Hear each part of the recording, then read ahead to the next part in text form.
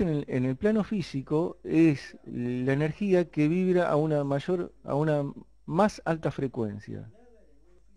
En nada en el mundo físico vibra a una frecuencia mayor a la luz. Más allá de la luz comienza el plano suprafísico. En un rango de frecuencia vibratoria que está el universo físico, eh, hay elementos que vibran, todo es energía, ¿no? Todo es energía de información.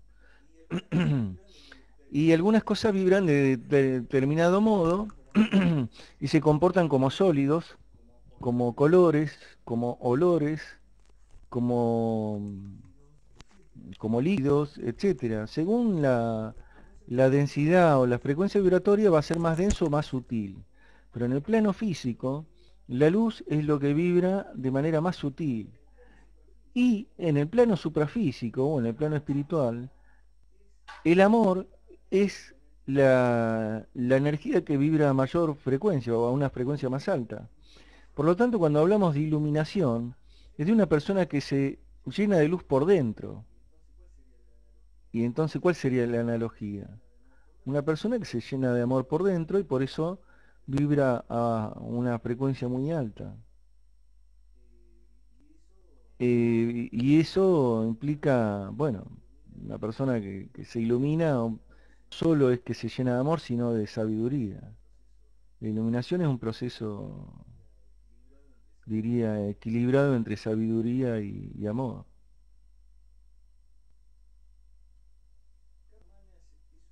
Kama Manas es un concepto que proviene de la teosofía, ¿no es así, de Luz? Que aluden los aspectos superiores del ser. Ujú. Sí, por lo general sí, sí. O sea, iluminación, pongámoslo a la altura de plenitud espiritual, serenidad mental o felicidad. En ambos casos, una persona no puede ser feliz si no ha alcanzado cierta luz interior, cierto grado de iluminación. Porque, ¿quién puede vivir? Si bien hay gente que es ignorante en muchos aspectos y eso le permite vivir con cierta tranquilidad, pero es un equilibrio muy inestable, eso es una... Porque la vida le da vuelta, lo pone pata para arriba en cualquier momento.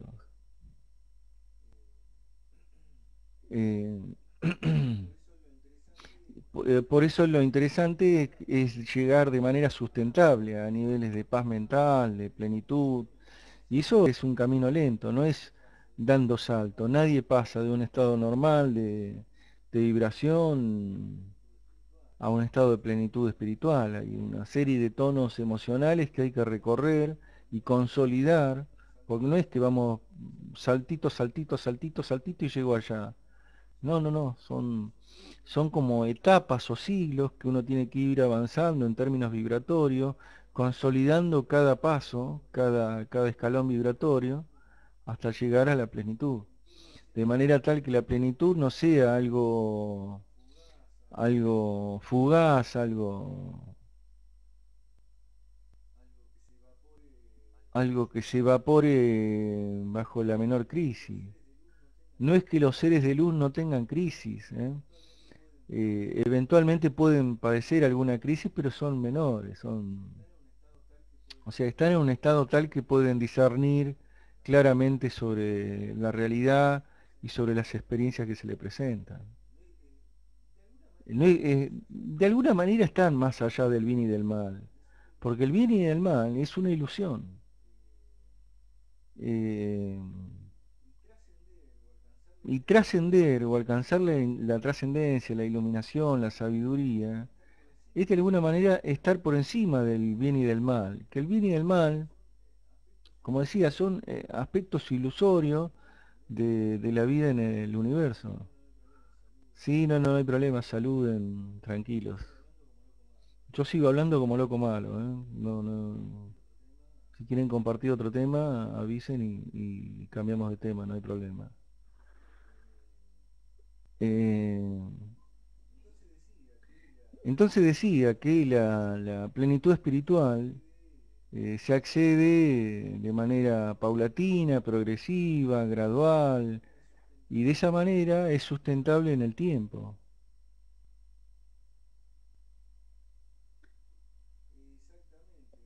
Exactamente, Norita. Tener luz es poseer amor, porque la luz es amor, es el equivalente al amor. Y el amor, quien está imbuido en el amor, tiene armonía, bondad, belleza, paz, alegría y todas esas cosas. El amor es incompatible con cualquier cuestión egocéntrica. ¿Se entiende esto? Es incompatible. O uno vibra en el amor, o no vibra en eso. Y si vibra en el amor, todos los sentimientos negativos como el temor, la ira, la envidia, la soberbia, son incompatibles. Sencillamente son incompatibles. Se sale alguien que está, es como alfa, el estado mental alfa, que alguna vez entramos en meditación.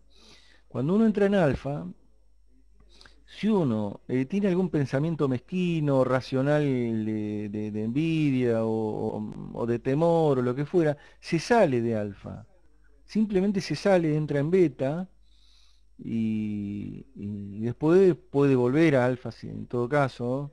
Pero lo ideal es que cuando entra en estado de meditación se aleje de todo lo mundano, todo el ruido mental y se salga de esas cuestiones de egocentrismo que generalmente nos vemos sometidos en la vida cotidiana, en el mundo físico.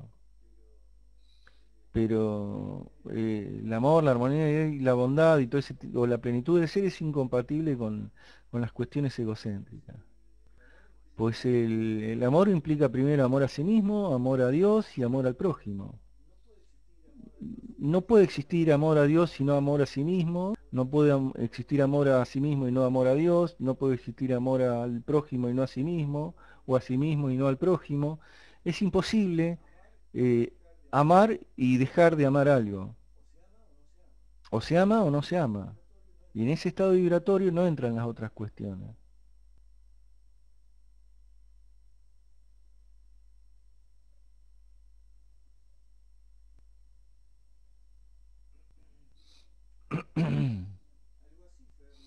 Algo así, Fer, la iluminación no tiene nada que ver con adquirir nada, sino con percibir la vida que ya es.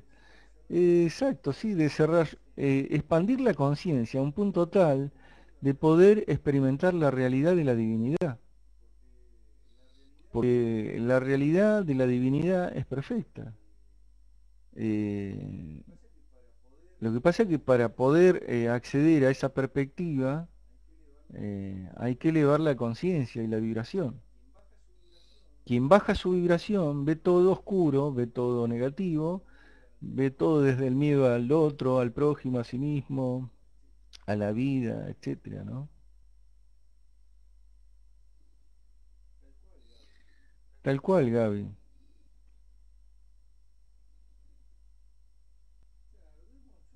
Claro, yo creo que uno debe tomar algunas decisiones sobre su vida, tener algunas convicciones y un sistema de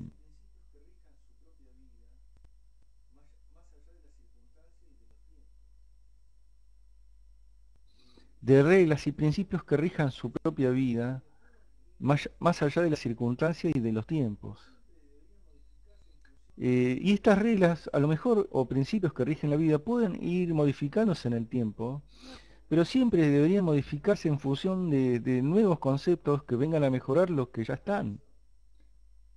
Esto no significa aferrarse a los conceptos, pero sí significa tener convicciones, porque una persona sin convicciones va a estar siempre inestable, siempre vibrando en la inestabilidad. Fulano dice tal cosa, ah, sí, eso es la verdad. Otro fulano dice otra cosa totalmente opuesta, ah, no, no, eso es más interesante. Surge un tercer fulano y dice algo que yo no, y no, ahí está, eso es lo que... No, no podemos andar a... Bueno, probablemente al principio sí, pero después de cierto tiempo, cada quien debe comenzar a construir sus propios sistemas de creencias, principios, reglas y preceptos que guíen su vida. Y no digo aferrarse a ellos, pero sí sustentarse en ellos, hasta descubrir otros mejores. Y uno no debería cambiar sus principios hasta que encuentre alguno mejor. Y mientras no tenga nada mejor, bueno, sustentarse en los que tiene. Y no ser, como puedo decir, veleta, de algo que lo lleva al viento, como una hoja, lo sacude para acá, para allá. Porque el que no sabe lo que quiere, tampoco quiere lo que tiene. Para el que no sabe a dónde va, ningún lugar le queda bien. Eh, Hay que asumir ciertas decisiones, elecciones en la vida y regirnos por ellas hasta que encontremos otras mejores para reemplazarlas. Ahora,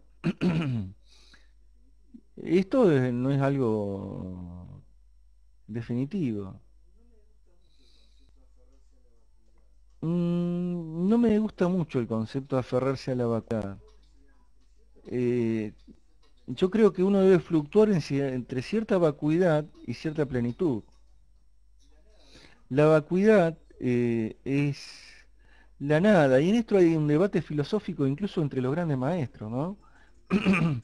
De lo que es la meditación contemplativa y el vaciarse de pensamiento para experimentar la divinidad, y también los maestros que proponen ser más activos y más dinámicos en su vida, más constructivos e interactivos con la vida, con el universo, con otros seres, etcétera.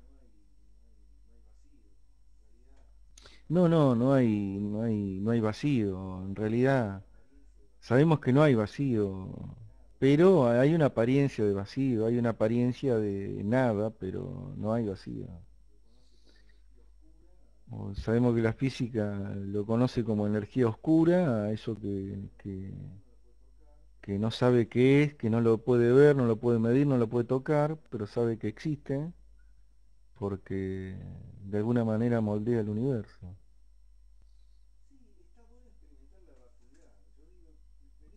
Sí, está bueno experimentar la vacuidad. Yo digo, en ese sentido me parece, está bueno aprender a vaciarse, ¿no? Ustedes conocen el concepto este de la copa. La finalidad de la copa es estar vacía, no estar llena. Cumple su función cuando está vacía para poder ser llenada. Si siempre está llena, nunca tiene lugar para nada nuevo. Ahora, si está siempre vacía, tampoco cumple con la función de llenarse para satisfacer a algo o a alguien. Por lo tanto, ahí yo creo que hay una cuestión de ciclos, de vacuidad y de llenado. Vacuidad y llenado. Y a las personas les pasa, tienen procesos de sembrar y de cosechar. Cosechan y luego siembran. Y siembran y luego cosechan, ¿no? Es un proceso cíclico que uno debe aprender a convivir de manera equilibrada. Sí, es muy interesante esa vacuidad. El budismo zen alude de manera muy interesante a ello, ¿no? El menos es más. De hecho, ese concepto que compartía recién es un concepto zen, es el de la copa vacía.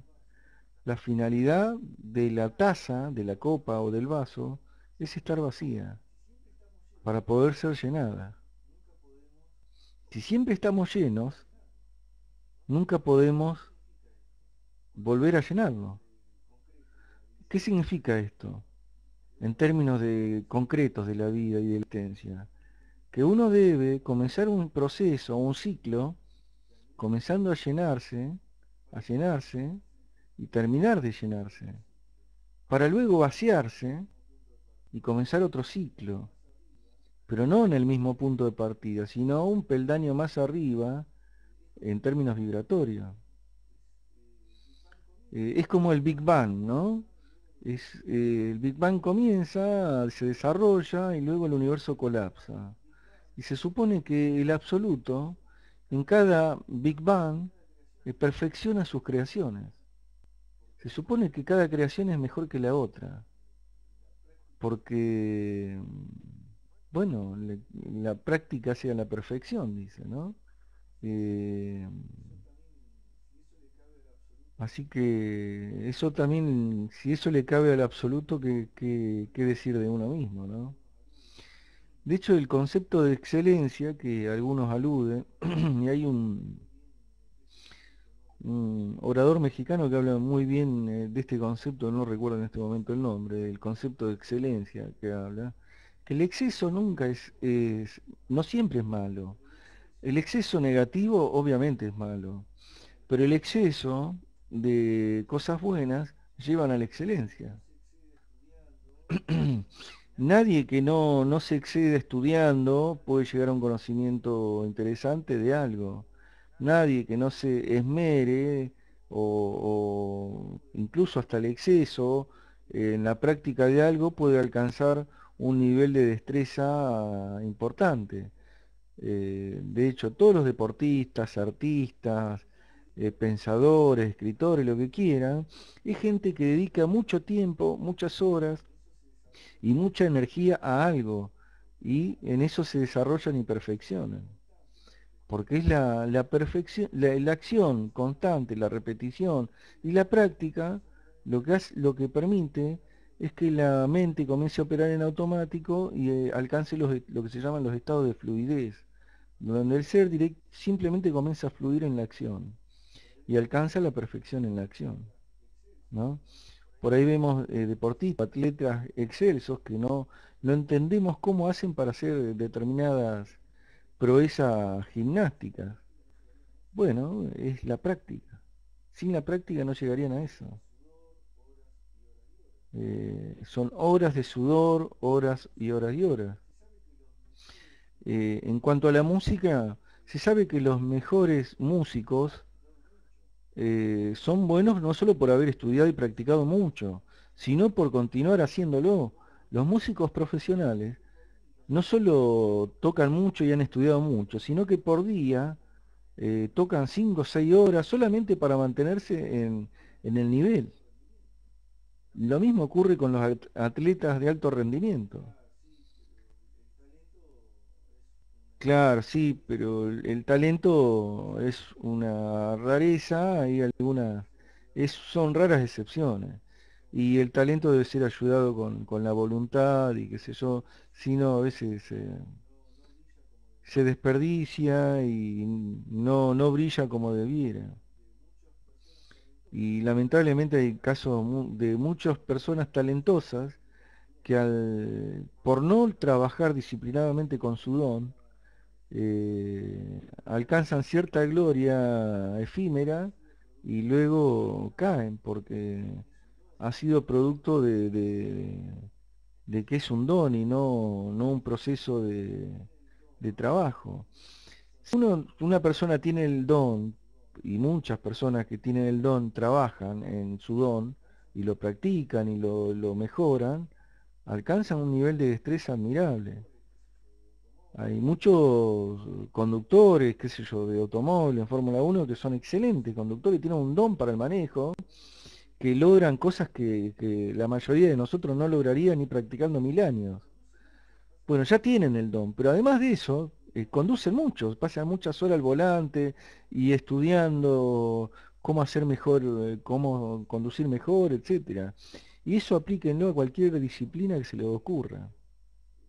Si sumamos el don, o sea, el talento, más la constancia, el esfuerzo, la dedicación, la energía, la intención, bueno, probablemente logremos grados de excelencia en aquello que amemos hacer.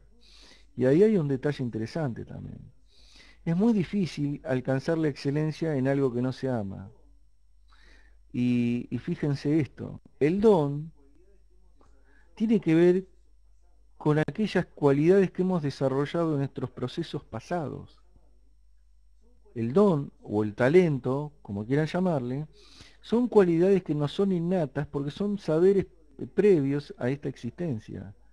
que con un poquito de práctica acá afloran, porque ya están latentes, porque son cualidades ya aprendidas por el espíritu. Eh, y generalmente, como es algo que ya lo sabemos hacer y nos resulta fácil hacer, real, por lo general uno experimenta placer hacerlo, en hacerlo. Y disfruta hacerlo y generalmente ama hacer eso que le es fácil hacer. Y justamente cuando hacemos lo que amamos, que tiene que ver con nuestros dones, lo hacemos con amor y eso se convierte en un maravilloso servicio a otros. Si todas las personas del mundo hicieran lo que amaran para servir a los otros, sería fantástico. Y el problema es que no es así, porque muchas personas, primero, no saben cuál es su don, no saben cuál es su talento, nunca lo han buscado, ni siquiera le dijeron que tenían alguno. O es más, les enseñaron a pensar que no tienen ninguno. Muchas personas tienen una baja autoestima tan, tan dramática que creen que no sirven para nada. Y a lo mejor tienen dones maravillosos, con un poco de estímulo se les puede permitir que estos comiencen a aflorar y a desarrollarse. Eh, y hay muchas personas muy talentosas que han sido censuradas y han sido marcadas de una manera muy dolorosa en sus propios entornos familiares incluso, y a veces en las escuelas o en las iglesias o en la sociedad misma, y han frustrado su don, ¿cómo les puedo decir? Neutralizado.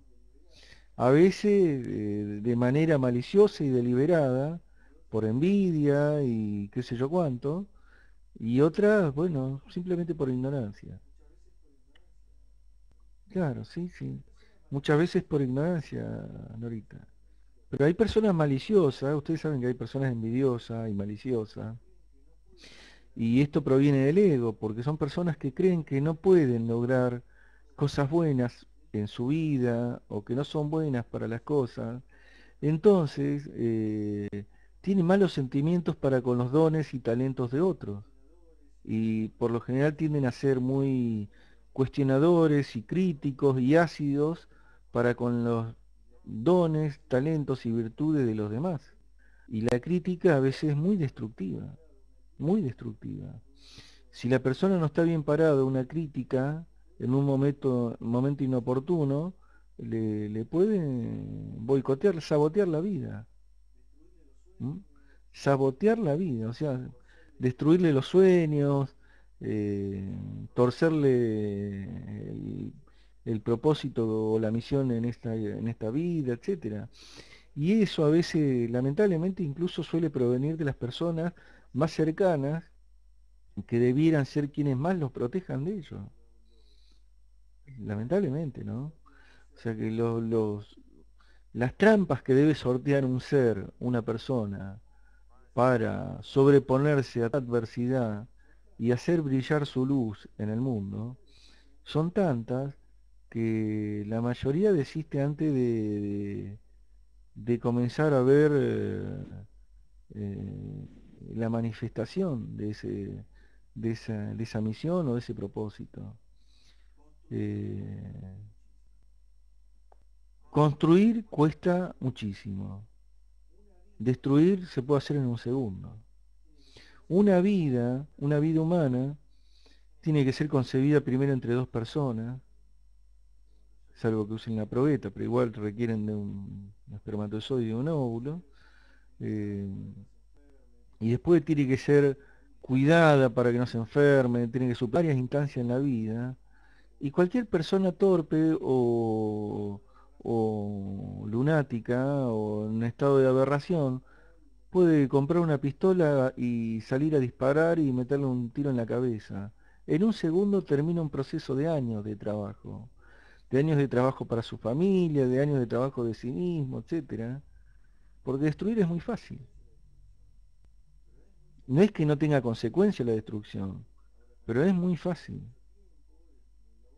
Ahora construir lleva mucho tiempo, es muy laborioso, hay que tener constancia y además sobreponerse a la adversidad, a las hostilidades, a sentimientos de envidia y de mezquindad de terceros a veces. Eh, claro, sí, sí. A Einstein le dijeron algo similar. Y si siguiéramos contando, a muchas personas le dijeron que no servían para nada y luego fueron personas muy grandes. Si hubieran creído eso que le dijeron, su vida hubieran sido miserable. Y el punto es que muchas personas creen eso que le dicen y sus vidas se convierten en miserables. Se creen buenos para nada, fracasados, personas que si no estuvieran en el mundo estaría mejor o daría igual. Y no, cada persona y cada espíritu tiene un valor único, único. No hay dos personas repetidas. Cada persona es singular, es única, original de toda originalidad. Que luego camufle todas esas cuestiones es otra cosa. Que luego por sistema de creencias, por educación, por formación, por elecciones o decisiones mal tomadas o lo que fuera, oscurezca su ser es otra cosa. Pero, pero la verdad que todos venimos con un potencial enorme, enorme para desarrollar.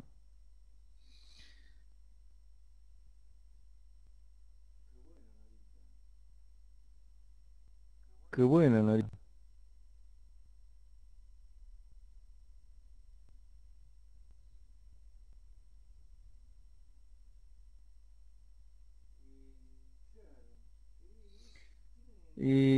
Claro, tiene entraña cierta dificultad vivir, Loreley, es cierto.